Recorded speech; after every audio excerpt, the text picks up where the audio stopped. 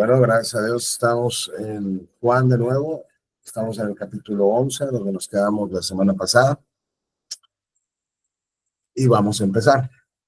Entonces, vamos a ir leyendo poco a poco y vamos a ir explicando cómo lo hacemos generalmente.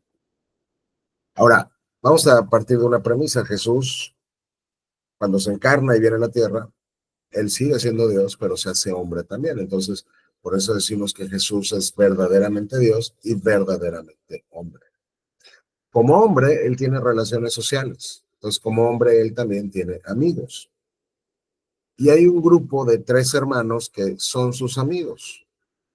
Son sus amigos en la carne, son sus amigos como tú tienes amigos también. Y son amigos muy queridos para Jesús. Y estos 3 hermanos se llaman, una es Marta, otra es María y el otro se llama Lázaro. Y son 3 hermanos que viven en Betania. Entonces comenzamos. Un hombre que se llamaba, bueno, aquí estoy en el libro. Vamos a empezar con Lázaro. El hombre llamado Lázaro estaba enfermo. El amigo de Jesús, Lázaro, está enfermo. Vivía en Betania con sus hermanas María y Marta. María era la misma mujer que tiempo después derramó el perfume costoso sobre los pies del Señor y lo secó con su cabello. Su hermano Lázaro estaba enfermo. Entonces son 3 personas, todos son hermanos, son amigos de Jesús, y Lázaro está enfermo. Así que las 2 hermanas le enviaron un mensaje a Jesús que decía: Señor, tu querido amigo está muy enfermo. Marta y María saben lo que hace Jesús. Marta y María saben quién es Jesús, y lo vamos a ver en el contexto más adelante. Así que saben que si Lázaro está enfermo, hay alguien que lo puede sanar, y ese alguien es Jesús. Entonces ellas envían un mensajero para Jesús que le decía: oye, tu querido amigo, porque era su amigo, está muy enfermo. Oye, Jesús, Lázaro está enfermo. Cuando Jesús oyó la noticia, dijo: la enfermedad de Lázaro no acabará en muerte. Al contrario, sucedió para la gloria de Dios, a fin de que el Hijo de Dios reciba gloria como resultado. Entonces van y le dicen: oye, fíjate que Lázaro está muy enfermo. Y él dice: no va a pasar nada, no va a acabar en muerte. Esto va a servir para que Dios sea glorificado y el Hijo de Dios reciba gloria. Aunque Jesús amaba a Marta, a María y a Lázaro, nos deja claro que eran sus amigos y Cristo les amaba, y usa la palabra aunque. ¿Por qué? Porque dice: aunque Jesús les amaba, se quedó donde estaba 2 días más. O sea, si tú de repente puedes sanar a tu amigo, y es un amigo mucho, muy querido, y te informan que está muy grave, ¿qué es lo que generalmente esperaríamos? Que Jesús dijera: vámonos para allá, vamos a sanarlo, vamos a ayudarlo. Pero él dice: aquí me voy a quedar un par de días más. Es como si de repente te marcan por teléfono y te dicen que un familiar tuyo está como muy enfermo. Digo, tú no tienes poder para sanarlo ni nada, pero dices: no, yo no voy a ir ahorita, voy a esperarme 2 días más y luego voy al hospital. No tiene mucho sentido desde una perspectiva humana, porque él era la fuente de sanidad que Marta y María estaban buscando. Entonces él se queda ahí 2 días más. Pasado ese tiempo les dijo a sus discípulos: volvamos a Judea. Pero sus discípulos se opusieron diciendo: Rabí, hace solo unos días la gente de Judea trató de apedrearte, ¿irás allí de nuevo? O sea, Cristo no le está poniendo como mucha gravedad al tema de Lázaro, y prefiere quedarse ahí 2 días y luego está platicando con sus discípulos: oye, vamos a Judea otra vez. Y recuerden, el capítulo 10 termina donde la gente lo quiere matar porque les dijo que él es anterior a su antepasado Abraham y que él es el cumplimiento del pacto con Abraham y todo esto. Ya lo vimos y lo querían matar. Entonces, o sea, como que los discípulos llegan y le preguntan: oye, ¿quieres ir otra vez allá cuando te querían apedrear? Jesús contestó: cada día tiene 12 horas de luz. Durante el día la gente puede andar, pues dice que segura, y puede ver porque tiene la luz del mundo. Pero de noche se corre el peligro de tropezar porque no hay luz. Nuestro amigo Lázaro se ha dormido, agregó después, pero ahora iré a despertar. Entonces Jesús básicamente dice: me quieren matar, pero yo tengo que trabajar. O sea, en el día se trabaja, hay cosas que hacer. Y Cristo les dice algo que ellos no saben. Dicen: pues Lázaro ya se durmió. Ellos no entienden. que Jesús está refiriendo a que Lázaro se acaba de morir. Dice, pero lo voy a ir a despertar. Señor, dijeron los discípulos, si se durmió, si se ha dormido, pronto se pondrá mejor, porque desde estos entonces saben que muchas veces cuando te sientes mal, pues duérmete un poco y te vas a mejorar. Ellos no entienden que Jesús está diciendo que Lázaro está muerto. 13. Ellos pensaron que Jesús quiso decir que Lázaro solo estaba durmiendo, pero Jesús se refería a que Lázaro había muerto.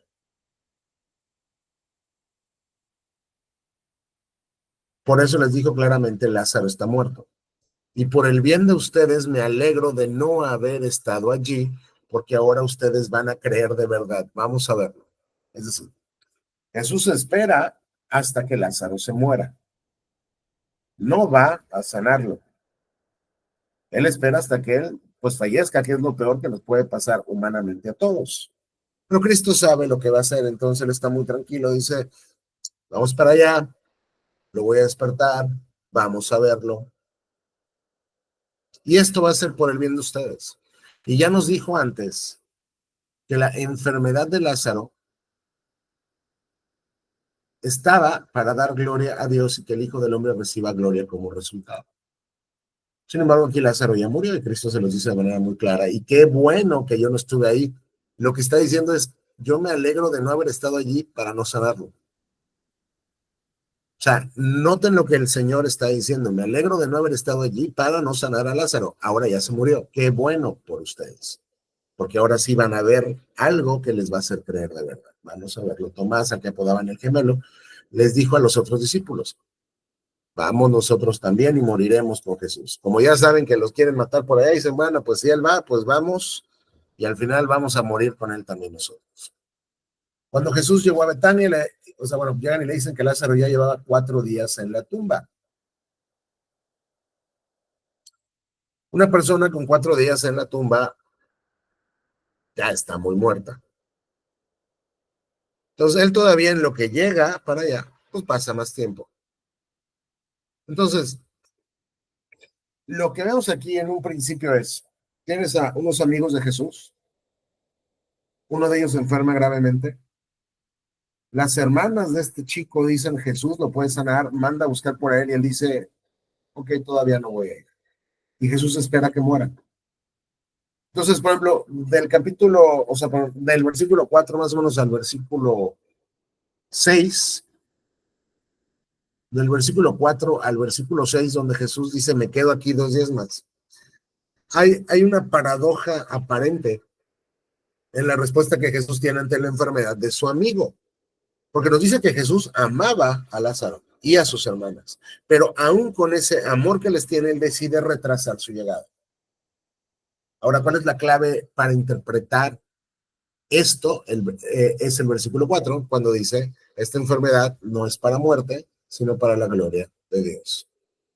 Entonces, aquí hay un retraso deliberado de Dios en la carne, que es Cristo, para atender la petición de uno de sus amigos. Es un retraso deliberado que refleja el control que Dios tiene soberanamente sobre los eventos del mundo y nos dice algo muy importante, y esta es una lección que a veces pasamos por alto en estos 4 versículos. Esto nos dice lo siguiente, el propósito principal de Dios no es necesariamente aliviar temporalmente tu sufrimiento. Lo voy a repetir, el propósito principal de Dios no es a veces aliviar temporalmente tu sufrimiento. De ser así, Cristo de inmediato, ok, está enfermo Lázaro, vamos ahorita para allá. Pero no, él se queda 2 días más. Él no tiene prisa. Él no va y corre para aliviar el sufrimiento inmediatamente de su amigo. ¿Por qué? Porque hay veces que Dios no lo hace, porque al final lo que va a hacer va a redundar más en su propia gloria. Es decir, Dios ordena todos los eventos de tu vida y de mi vida, no necesariamente para aliviar tu sufrimiento, sino para que Él reciba más gloria. ¿Por qué? Porque ya sabemos, ya conocemos todo lo que pasa en la historia, la han leído, es muy conocida, Cristo resucita a Lázaro. Y entonces el impacto que tiene este milagro es tremendo. Su fama se corre por todos lados, porque resucitó a alguien que llevaba 4 días muerto. Entonces al final Dios recibió más gloria al resucitar a Lázaro que al sanar a Lázaro. Pero para que Dios recibiera más gloria, Dios determinó que no aliviaría temporalmente el sufrimiento de Lázaro. ¿Cómo podemos aplicar esto? Porque todo lo que vemos aquí es para que lo apliquemos a nuestra vida. Si no lo aplicamos, no sirve de nada. Se queda nada más en la cabeza como un conocimiento intelectual y esa no es la vida cristiana.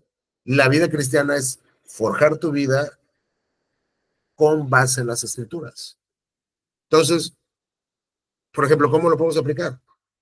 Cuando estamos sufriendo, cuando estamos esperando que Dios alivie nuestro sufrimiento en medio de las pruebas y no lo hace, cuando no vemos que Dios de manera temporal esté quitándonos nuestro sufrimiento en medio de la prueba, podemos estar seguros y confiar que Dios está trabajando para su propia gloria y para nuestro bien, aún ahí cuando no podemos comprender sus caminos. Entonces, lo que aprendemos aquí nos debe llevar a confiar aún más en la soberanía y en la providencia de Dios, entendiendo providencia como el control completo que Dios tiene sobre todos los eventos en su universo, en tu vida y en la vida de los demás y en la vida del planeta y en la vida de todos. ¿Ok? Entonces aquí Cristo de manera deliberada se retrasa y no sana a su amigo y deja que su amigo se muera y no le quita temporalmente su sufrimiento, pero después hace algo que redunda para más gloria de Dios y el bien de su amigo. ¿Por qué? Porque lo va a resucitar. Entonces acá Cristo llega, se encuentra, ¿dónde voy? Con que Lázaro lleva ya 4 días en la tumba. Betania quedaba solo unos pocos kilómetros de Jerusalén y muchos se habían acercado para consolar a Marta y María por la pérdida de su hermano. Cuando Marta se enteró de que Jesús estaba por llegar, salió a su encuentro, pero María se quedó en la casa. Entonces hay mucha gente que está llegando, son personas conocidas en la zona, están consolándoles. Marta y María se enteran que Jesús está por llegar. Recuerden que ellas lo mandaron a buscar, ¿para qué? Para que sanara a su hermano. Y no pasó, y no llegó. Entonces dice que Marta, cuando sabe que Jesús está por llegar, sale a su encuentro. Él sale corriendo, pero María se queda en la casa. Y Marta le dijo a Jesús: Señor, si tan solo hubieras estado aquí, mi hermano no habría muerto. Son sus amigos. Jesús es su amigo. Ellas estaban confiando en Jesús. Y aquí nos deja ver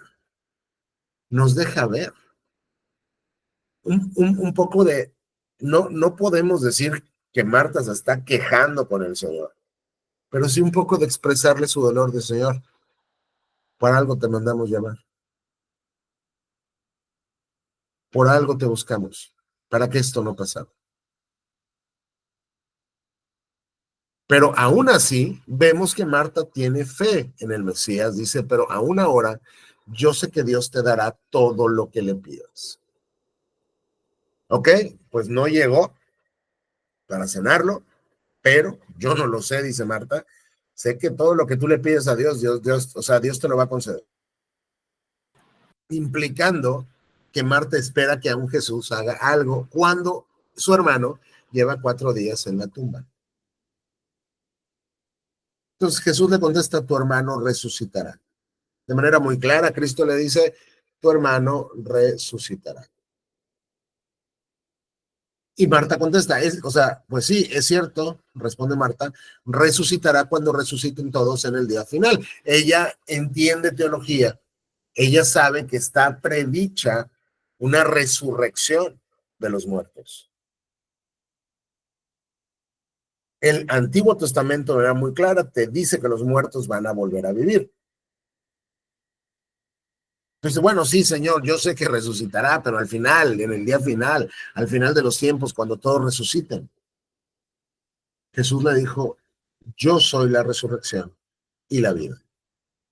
El que cree en mí vivirá aún después de haber muerto.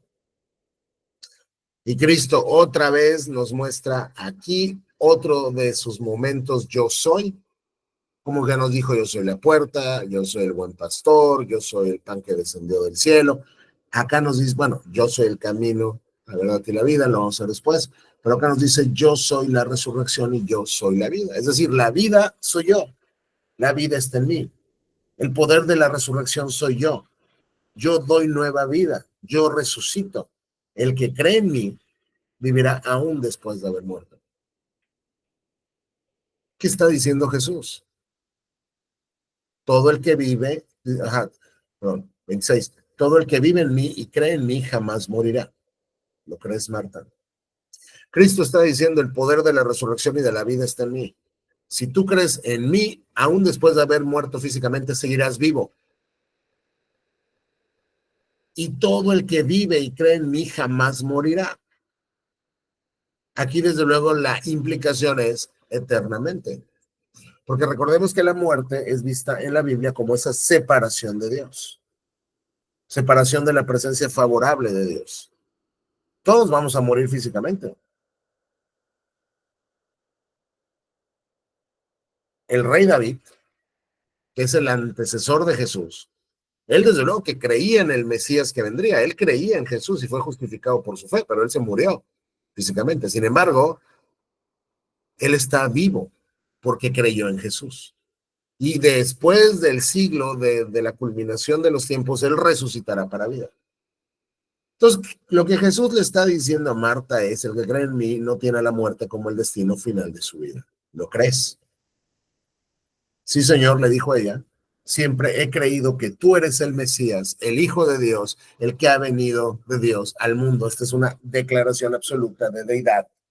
Esta es es una declaración absoluta de la fe que Marta tiene. Por eso les digo que no deberemos de leer aquí como una queja propiamente, sino es más una expresión de dolor.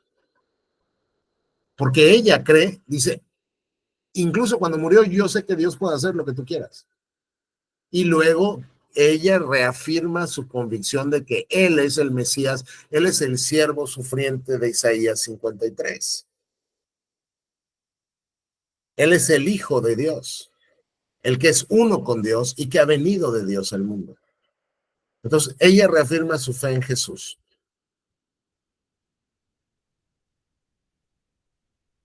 Luego Marta regresó con su hermana María, donde estaba María, y los que se lamentaban, gente que lloraba. La llamó aparte y le dijo, el maestro está aquí y quiere verte. Dice que María entonces fue enseguida y salió a su encuentro. Jesús estaba todavía fuera de la aldea, en el lugar donde se había encontrado con Marta. Entonces va Marta, se encuentra con Jesús, platica con Jesús, luego él le pide que vaya por María, él va por María y María sale a donde antes estuvo Jesús con Marta. Cuando los que estaban en la casa consolando a María la vieron que salió con tanta prisa, creyeron que iba a la tumba de Lázaro a llorar, así que la siguieron. Porque recuerden, acá culturalmente los plañideros o las personas que te están acompañando pues te siguen en tu dolor a donde andan. Entonces, cuando ven que María sale corriendo, dicen, ya se va a la tumba, vamos a llorar con ella. Cuando María llegó y vio a Jesús, cayó a sus pies y dijo, Señor, si tan solo hubieras estado aquí, mi hermano no habría muerto. Lo mismo que le dijo Marta, expresando su dolor. Ella fue, junto con Marta, de las que llamaron a Jesús para que sanara a su hermano. Cuando Jesús la vio llorando y vio que los demás se lamentaban con ella, se enojó en su interior y se conmovió profundamente. La Reina Valera, ¿cómo lo traduce? Jesús entonces, al verla llorando y a los judíos que estaban con ella o se la acompañaban también llorando, se estremeció en su espíritu y se conmovió. O sea, Jesús era verdaderamente hombre. Jesús está viendo el dolor de la gente por la pérdida de Lázaro. Están en un funeral. Pues Cristo es llevado a compasión. Cristo se conmueve. Cristo no es de hielo. Cristo es verdaderamente hombre, aunque sigue siendo verdaderamente Dios. Cristo se compadece del dolor y de las lágrimas de sus amigos. ¿Dónde lo pusieron? Les preguntó. Ellos le dijeron, Señor, ven a verlo. Entonces Jesús lloró. Este es, por si quieren tener ahí un dato curioso, este es el versículo más corto de toda la Biblia, este que está aquí. Entonces Jesús lloró. ¿Qué significa que lloró?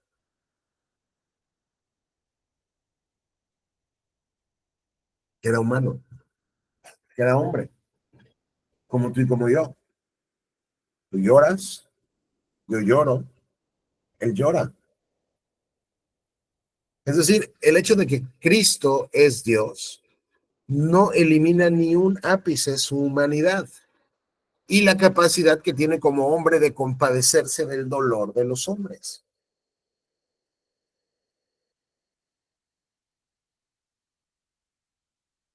Entonces Jesús llora porque está conmovido profundamente. O sea, en el griego, por ejemplo, esa expresión de se conmovió profundamente, lo que implica es una emoción intensa. Puede ser ira mezclada con tristeza. Él está sintiendo la pérdida personal de su amigo, pero también el impacto del pecado en el mundo. ¿Por qué? Porque ya sabemos que si hay muerte en el mundo es porque hay pecado. Porque la muerte entró en el mundo, dice Pablo en Romanos, ya lo vimos, por un hombre cuando este hombre pecó. Entonces, él como un hombre experimenta emociones, como tú y como yo. Pero por otro lado, o sea, y quiero que noten esto, como un hombre está llorando, pero él acaba de decir que Lázaro resucitará. Y él acaba de decir que él es la resurrección y la vida. Entonces, esto nos muestra cómo las dos naturalezas están en Jesús sin confundirse ni separarse, no lo entendemos, es un misterio y esto en teología se llama unión hipostática. La doctrina de la unión hipostática nos explica que en Jesús hay dos naturalezas, la divina y la humana, que no se confunden, que no se separan, pero era necesario que estas naturalezas estén en un solo ser para que Él sea un mediador plenamente humano y plenamente divino, que pueda reconciliar a Dios con el hombre. Entonces Jesús lloró. Las personas que estaban cerca dijeron, miren cuánto lo amaba. O sea, miren qué tan conmovido está Jesús. Pero otros que estaban por ahí decían, este hombre es anunciado, conocían su poder y conocían su fama y conocían sus milagros. ¿Cómo vas a decir, aquí el punto es, ¿cómo vas a decir que Jesús amaba mucho a Lázaro si él que tiene poder para sanar, acaso no podía impedir que Lázaro muriera? Entonces, hay gente que está cuestionando el amor de Jesús por su amigo. ¿Por qué? Porque no fue a sanarlo. ¿Por qué? Porque se retrasó. Como probablemente hay veces que tú cuestionas el amor de Dios por ti cuando no te quita el sufrimiento cuando tú le has pedido que lo haga.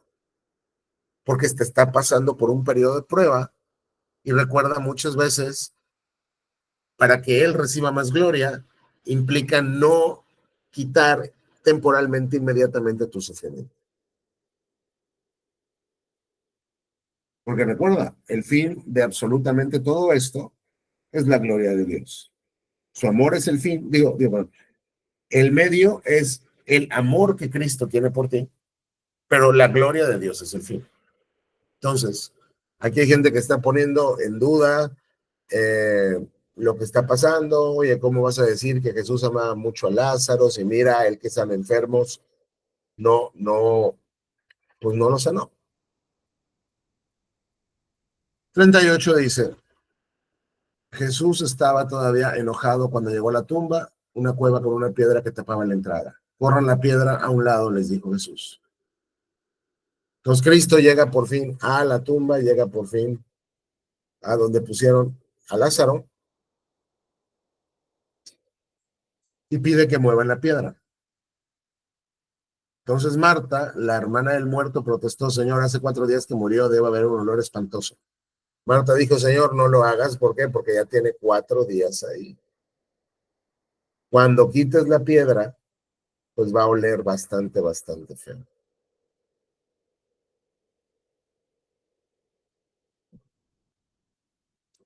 Jesús respondió, No te dije que si crees verás la gloria de Dios. Tú tranquila, tú confía. Así que corrieron la piedra a un lado. Entonces Jesús miró al cielo y dijo, Padre, gracias por haberme oído. Tú siempre me oyes, pero lo dije en voz alta por el bien de toda esta gente que está aquí para que crean que tú me enviaste. Jesús no está orando para que Dios lo escuche. Jesús le está dando gracias a Dios porque ya lo escuchó.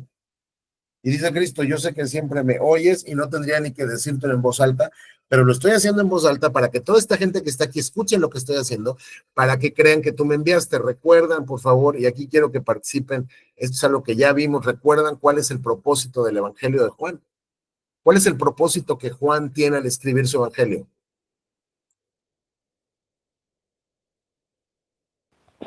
Demostrar que es hijo de Dios, que Cristo es hijo de Exactamente. Dios. Exacto. Demostrar que Cristo es el Hijo de Dios y dice Juan, para que creyendo esto tengas vida eterna. Ese es el propósito. Entonces, Cristo lo va a hacer una vez más. ¿Ok? Y esto que va a pasar ahorita, desde luego aquí está con Lázaro de manera inmediata y se está refiriendo a Lázaro, pero esto es un tipo, un tipo del Evangelio. ¿Ok? Porque esto es un tipo del Evangelio, esta pequeña escena es un tipo del Evangelio. Porque nos habla de la muerte espiritual del ser humano, ahí está Lázaro muerto, la necesidad de un Salvador, ahí está Cristo, y vamos a ver lo que va a decir Jesús, y en ese momento el llamado irresistible de Cristo va a traer vida a los muertos. Eso es el Evangelio. Tú estás muerto en tus delitos y pecados, Dios te regenera y te llama irresistiblemente, y en ese momento tienes vida y resucitas. Entonces, una vez que Jesús le da gracias a Dios por haberlo escuchado, Jesús gritó, Lázaro, sal de ahí. Y el muerto salió de la tumba con las manos y los pies envueltos con vendas de entierro y la cabeza enrollada en un lienzo. Jesús les dijo, quítenle las vendas y déjenlo ir. Lo único que Jesús tuvo que decir es dar una orden a Lázaro para que saliera.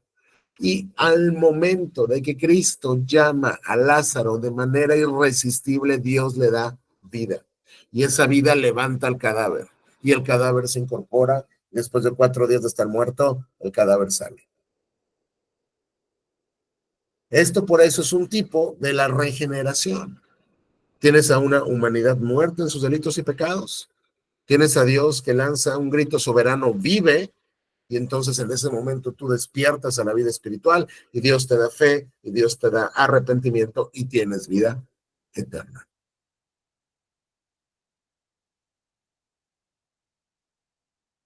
Entonces, esto es un milagro tremendo. No solo ya sanó Lázaro, porque ya no está enfermo, sino lo levantó de la tumba. Cristo dice, a ver, ¿dónde creen que recibiría más gloria a Dios? Que Lázaro está pues, enfermo y voy y lo sano y sí, claro que va a recibir gloria. O si Lázaro ya está 4 días apestando en la tumba y de ahí sale caminando. ¿Qué creen que es más impresionante? ¿De dónde creen que Dios reciba más gloria? Entonces, esto nos muestra otra vez el principio que veíamos ahorita, que muchas veces Dios no va a quitar nuestro sufrimiento de manera temporal, porque lo que va a hacer después va a traer más gloria a su nombre. Por eso nosotros debemos confiar en que su control soberano y su providencia están actuando para la gloria de Dios y para el bien de su pueblo.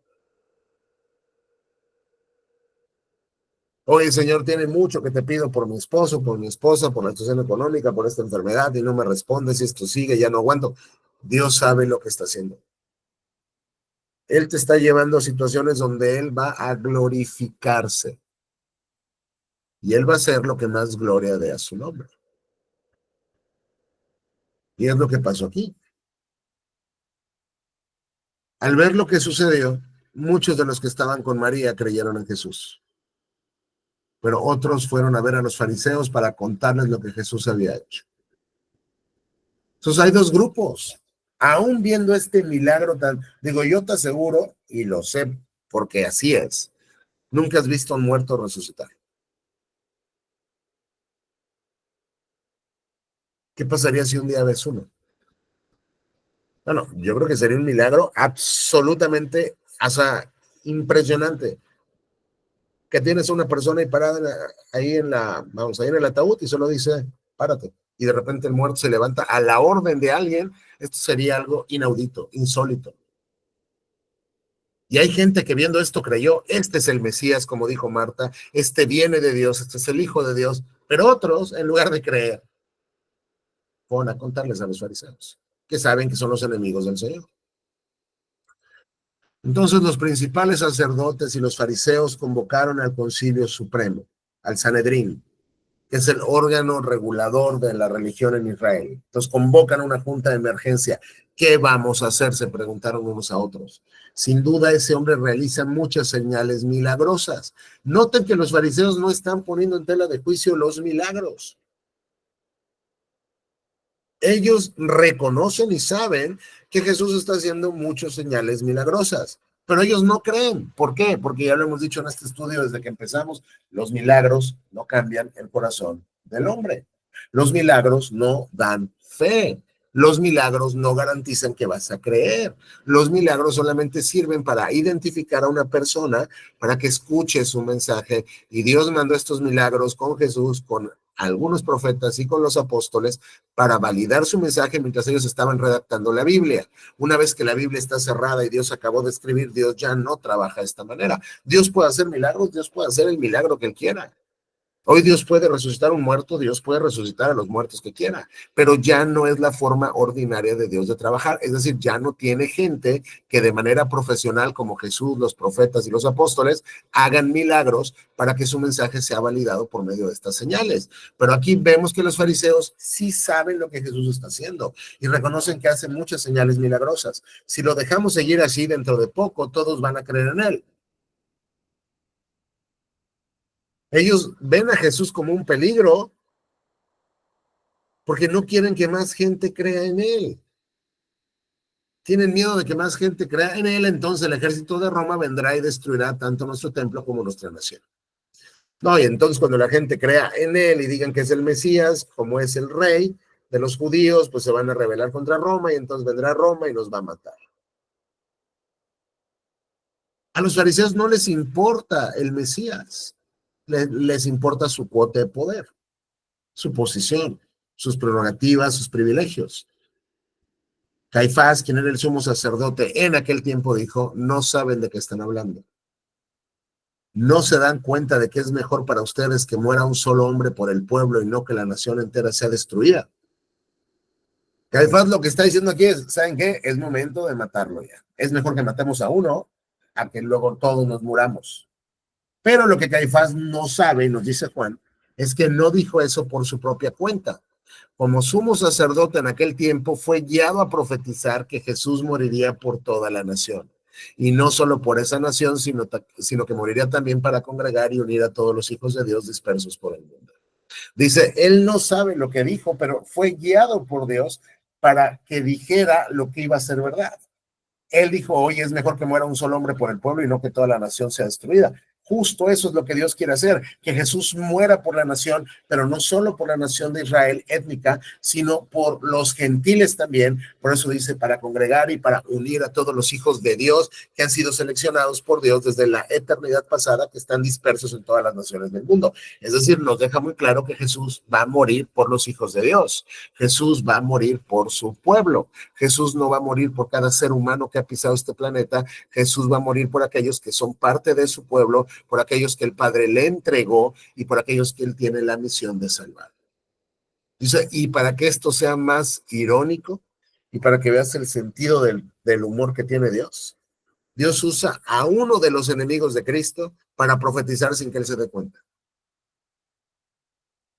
Así que a partir de ese momento los líderes judíos comenzaron a conspirar para matar a Jesús. Como resultado, Jesús detuvo su ministerio público entre el pueblo y salió de Jerusalén. Fue a un lugar cercano al desierto, a la aldea de Efraín, y se quedó allí con sus discípulos. Entonces, a partir de este momento y el anterior, pero cada vez como que subía el nivel de la persecución, y de la conspiración, los judíos tenían metido entre ceja y ceja, tenemos que tramar un plan para matar a este Jesús. No podemos dejar que siga vivo. Entonces, cuando Jesús sabe lo que le quieren hacer, ¿qué hace? Detiene su ministerio público entre el pueblo y sale de Jerusalén. Él, cuando puede, huye de la persecución, porque no ha llegado su momento. Él sabe cuál va a ser su momento donde va a entregar la vida, todavía no es, entonces él se va. Dice que fue, o sea, digo que se fue, vamos a un lugar que estaba cerca del desierto, se fue a la aldea de Efraín y ahí solo se quedó con sus discípulos. ¿Hasta aquí tienen alguna pregunta? No. No. No. Ok. Es muy importante, y creo que es algo que no hice en Juan, y corríjanme si no me equivoco, digo, si me estoy equivocando, creo que no lo hice. Les pido perdón por ello. Es muy importante regresar al bosquejo del libro de Juan. ¿Vimos el bosquejo de Juan o no vimos el bosquejo de Juan? ¿Quién se acuerda? Como cuando comenzamos algún capítulo, no lo dijo. Ok, no, entonces vamos a verlo rapidísimo, vamos a hacerlo rapidísimo. Juan se puede bosquejar de tres maneras, bueno, de una manera tiene tres partes muy claras, muy identificables, y aquí estamos por terminar una, por eso es que dije, creo que no lo di. Esto es importante cuando dice que Jesús detiene su ministerio público entre el pueblo. ¿Por qué? Porque Juan se puede como que dividir en tres partes. Del capítulo 1 al capítulo 12 nos va a estar hablando del ministerio público, es decir, de Jesús públicamente haciendo señales, milagros, dando sermones y el pueblo rechazándolo, lo que ya hemos estado viendo desde que empezamos Juan. ¿Ok? Es Cristo en el templo, Cristo con las multitudes, Cristo hablando, etcétera, etcétera. Y con milagros, señales, pero también el rechazo de los fariseos y el rechazo del pueblo. Ese es el ministerio público del 1 al 12. Cuando el pueblo, cuando la gente le rechaza, Jesús comienza un ministerio privado.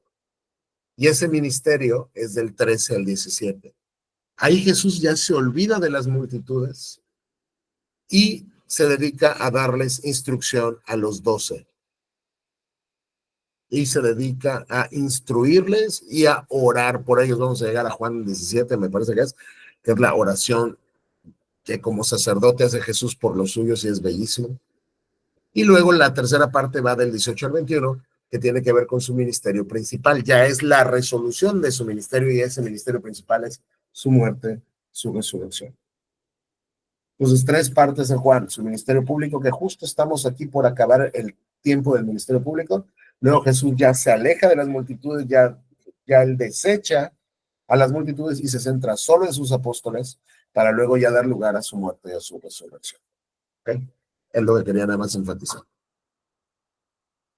Ya faltaba poco para la Pascua judía, para la celebración, ¿ok? Para la Pascua judía. Y mucha gente de todo el país llegó a Jerusalén varios días antes para participar en la ceremonia de purificación previa al comienzo de la Pascua. Seguían buscando a Jesús, pero mientras estaban en el templo se decían unos a los otros, ¿qué les parece? No vendrá para la Pascua, ¿verdad? Recuerden que tenían que estar en Jerusalén. Mientras tanto, los principales sacerdotes y los fariseos habían dado órdenes públicamente de que cualquiera que viera a Jesús avisara enseguida para que ellos pudieran arrestarlo. Entonces, Jesús está terminando su ministerio público. Está por empezar su ministerio privado. Como que ya Juan nos mostró las reacciones públicas que tiene el mensaje de Jesús. Unos creen, unos dudan, unos rechazan. Pero ya cuando viene este rechazo generalizado, sobre todo de la oficialidad judía, donde ellos reconocen sus milagros, pero no creen en él, donde reconocen sus milagros y en lugar de doblar sus rodillas y adorarle, ellos le quieren matar. Entonces Jesús se voltea con sus discípulos y se centra solo en ellos porque les va a preparar a los 12 para lo que vendrá después, que ya es su ministerio personal. Les digo, es el principal, o sea, es para qué vino Cristo en realidad a la tierra. Vino para vivir bajo la ley y cumplir toda la ley en su vida, pero como la culminación de su ministerio vino para morir bajo la ira de Dios por los pecados de su pueblo, para cargar sobre sí mismo el pecado, tu pecado y mi pecado, como lo hemos visto ya, Cristo en la cruz del Calvario se bebió el infierno que había para los hijos de Dios.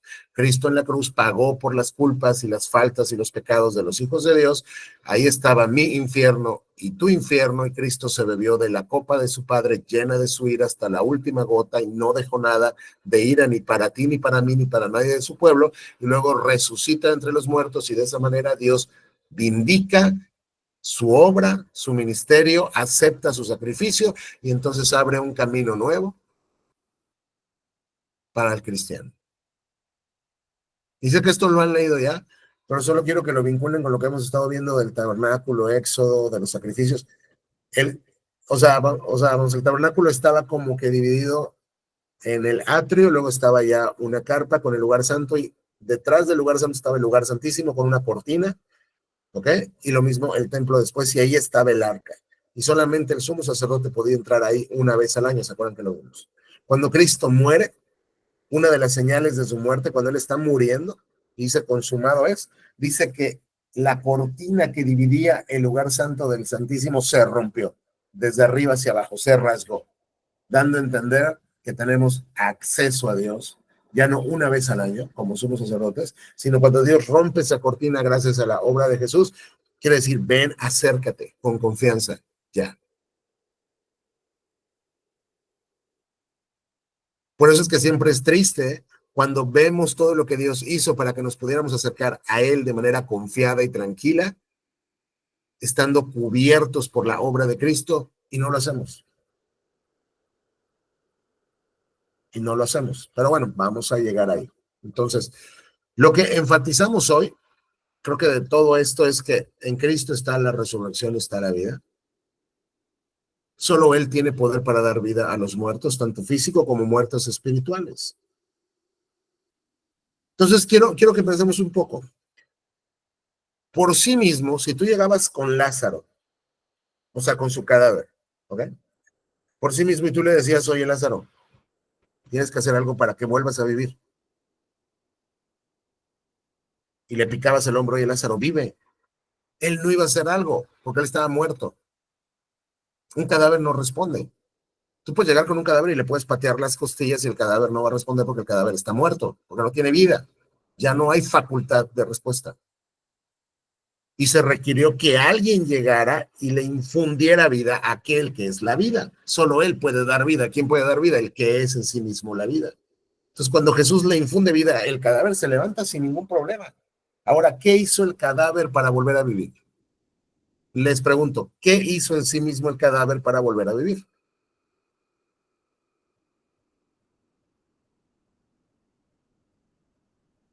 ¿Quién contesta?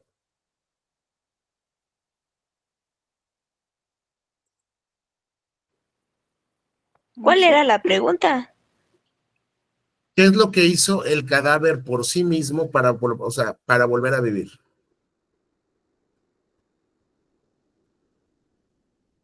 Nada.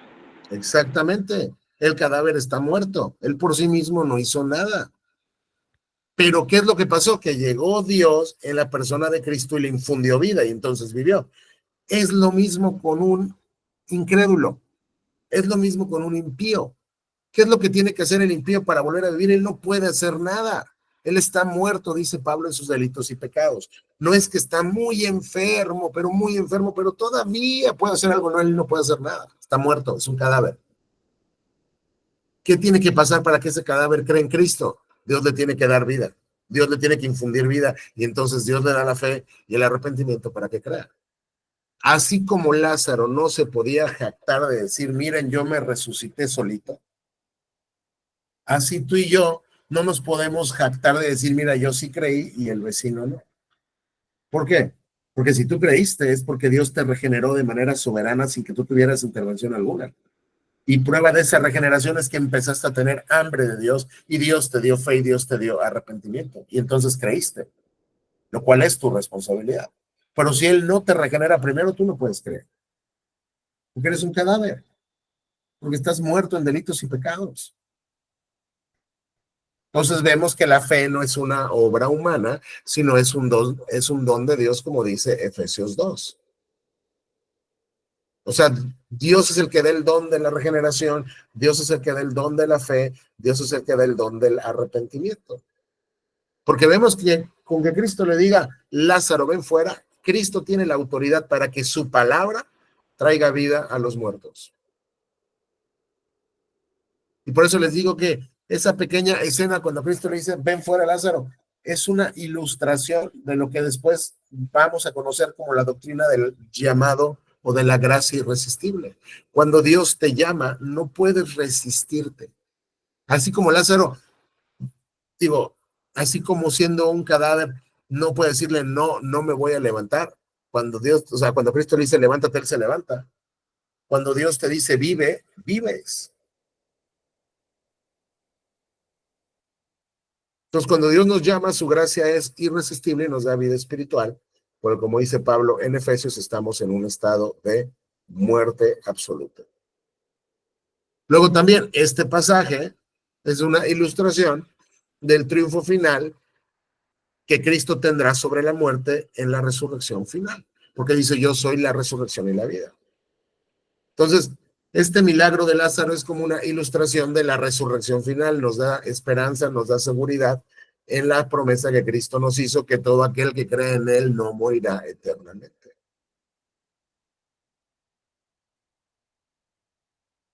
Y también enfatizamos y también vimos que hay veces que Dios se tarda desde tu perspectiva en contestarte.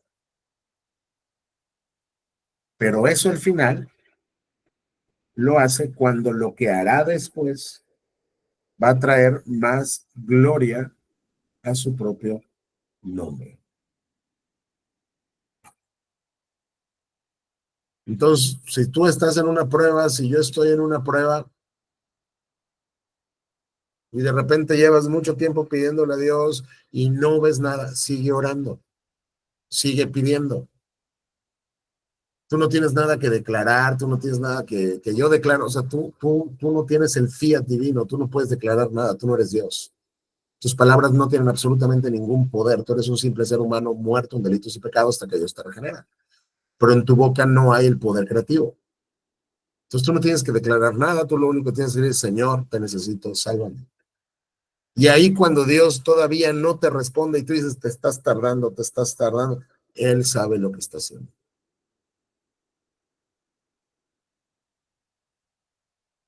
Cuando estemos pasando por esto, recordemos este pasaje. Él sabía lo que estaba haciendo. Él se tardó de manera deliberada para que su amigo se muriera. Humanamente hablando, eso es terrible. Pero él sabía que tenía que pasar esto para que después él fuera más glorificado y Dios, y Dios recibiera al final más gloria. Entonces, aún ahí donde no entendemos los planes de Dios, tenemos que confiar en Dios. Eso es muy importante. Y también, por ejemplo, ¿qué podemos enfatizar, vamos, en este pasaje? Oye, Cristo es verdaderamente hombre. Entonces, si Él sufrió, Él se identifica con tu sufrimiento y con mi sufrimiento. Nunca creas que Dios no te entiende. Él entiende tu sufrimiento.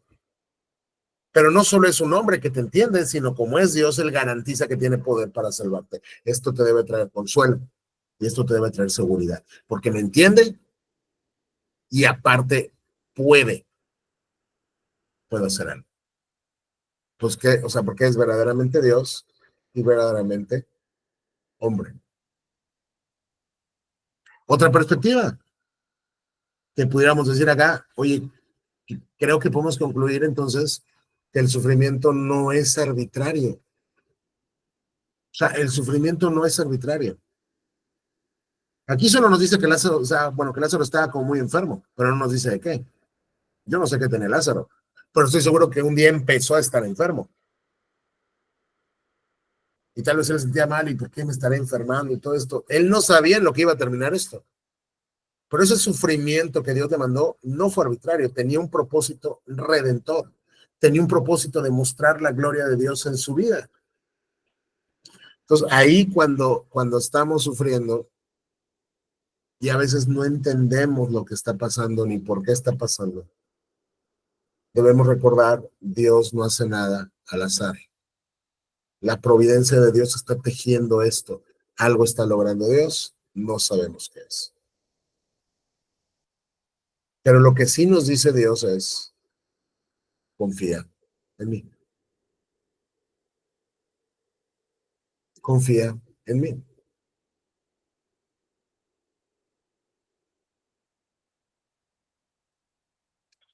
Entonces, no sé si hasta aquí alguien tiene alguna pregunta, algún comentario.